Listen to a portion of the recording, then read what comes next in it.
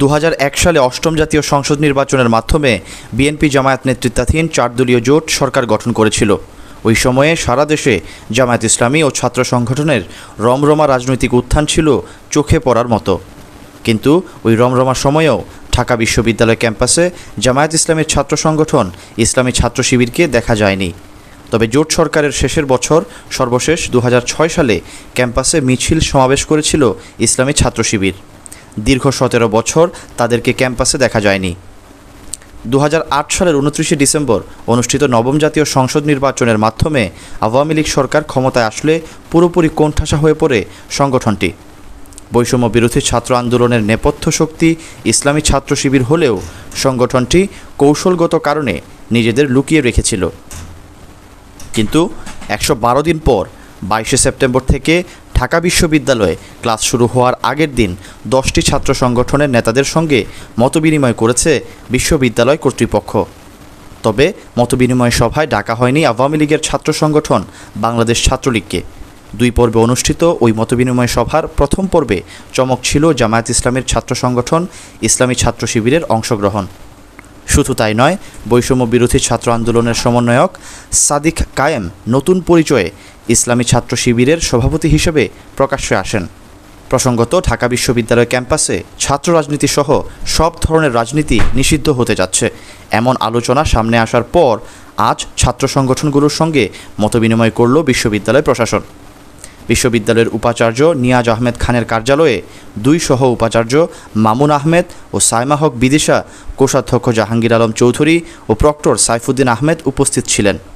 আলোচনায় অংশ নেয় ইসলামী ছাত্র শিবির, জাতীয়তাবাদী ছাত্র দল, ছাত্র ইউনিয়ন, গণতান্ত্রিক ছাত্র কাউন্সিল ও বিপ্লবী ছাত্র যুব আন্দোলন, মার্ক্সবাদী সমাজতান্ত্রিক ছাত্র ফ্রন্ট, বাসদের সমাজতান্ত্রিক ছাত্র ফ্রন্ট, ছাত্র ফেডারেশন, বিপ্লবী ছাত্র মৈত্রী ও ইসলামী ছাত্র আন্দোলনের নেতারা।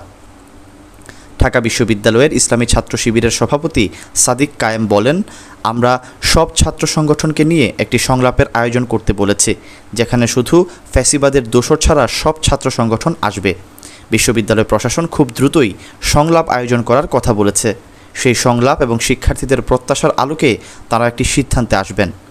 সাদিক আরও বলেন, ছাত্রলীগ ও 14 দলভুক্ত রাজনৈতিক দলগুলোর ছাত্র সংগঠন ফ্যাসিবাদের দোসর। তাদের রাজনীতি করার অধিকার নেই। তারা বাদে বাকি সব সংগঠনের কনসেনসাসের ভিত্তিতে আমরা সুস্থ ধারার ছাত্র রাজনীতি করতে চাই।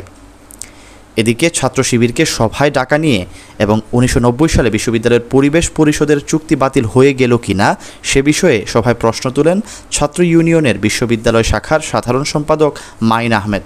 তবে উপাচার্য এ বিষয়ে কোনো উত্তর দেননি বলে জানান তিনি। ছাত্র শিবির সহ ধর্মীয় সংগঠনকে মতবিনিময় সভায় ডাকা নিয়ে প্রশ্ন তোলেন বাসদ সমর্থিত ছাত্র সংগঠন সমাজতান্ত্রিক ছাত্র ফ্রন্টের বিশ্ববিদ্যালয় শাখার নেতা সুহাইল আহমেদও।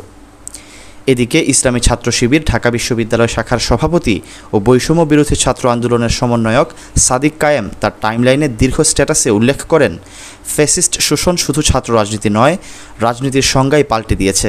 ফ্যাসিবাদে কোনো রাজনীতি থাকে না, বিরাজনীতি ফ্যাসিবাদের ভাষা। ফ্যাসিবাদ ছাড়া সব বাদ, ইজম ও রাজনীতি ফ্যাসিবাদে অনুপস্থিত থাকে। ফ্যাসিবাদে কোনো রাজনীতি নাই, শুধু ফ্যাসিবাদই আছে। টেন্ডারবাজি, গুম, খুন, ক্রসফায়ার, ফাঁসি, ধর্ষণ, রাহাজানি, দুর্নীতি এসব রাজনীতি না, এগুলো ফ্যাসিবাদ। আওয়ামী ফ্যাসিবাদের গত 16 বছরের ভয়ঙ্কর দিনগুলো কিংবা তারও পূর্বের অনাকাঙ্ক্ষিত ঘটনাগুলো রাজনীতির প্রতি তীব্র ঘৃণা সৃষ্টি করেছিল তরুণ প্রজন্মের মধ্যে। কিন্তু 24-এর ছাত্র জনতার অভ্যুত্থান সব ভুল ভেঙে দিয়েছে। রাজনীতি সম্পর্কে তৈরি হয়েছে নতুন সচেতনতা। দেয়ালে দেয়ালে লেখা হচ্ছে, এখানে রাজনৈতিক আলাপ জরুরি। ঢাকা বিশ্ববিদ্যালয় ইসলামী ছাত্র শিবির সভাপতি লিখেন, আমরা জানি এই স্বাধীনতার জন্য শহীদ হয়েছে রাজনৈতিক দল সংশ্লিষ্ট এবং দলের আওতামুক্ত রাজনীতি সচেতন ছাত্র জনতা। ফ্যাসিবাদের পতন ঘটানোর চেয়ে বড় রাজনীতি আর কোনো রাজনীতিই না। আমরা চাই সেই রাজনীতির আদর্শে ছাত্র রাজনীতির ব্যাপক ইতিবাচক সংস্কার হবে। ভবিষ্যতের ছাত্র রাজনীতিতে মত দ্বিমত হবে, যুক্তির পাথরে সবাই বিক্ষিপ্ত হবে, কিন্তু কোনো হকিস্টিক কিংবা স্টাম্প থাকবে না, কোনো গেস্ট রুম গণরুম থাকবে না। 24-এর আকাঙ্ক্ষাকে বুকে নিয়ে এগিয়ে যাবে এই ছাত্র রাজনীতি। মধুতে ভিন্ন মতের কেউ চা খেলে অপরপক্ষের কেউ তেড়ে আসবে না। একাডেমিক পরিবেশে কোনো বিঘ্ন ঘটবে না। বিশ্ববিদ্যালয়ে থাকবে ছাত্র সংসদ ভিত্তিক রাজনীতি। সাদিক কায়েম আরও উল্লেখ করেন, গণতান্ত্রিক দেশে ভিন্ন মতের প্রতি থাকবে সম্মান, কিন্তু কেউ যেন স্বৈরাচারী না হয়ে উঠতে পারে সে ব্যাপারে রাখতে হবে সজাগ ও পূর্ণ দৃষ্টি।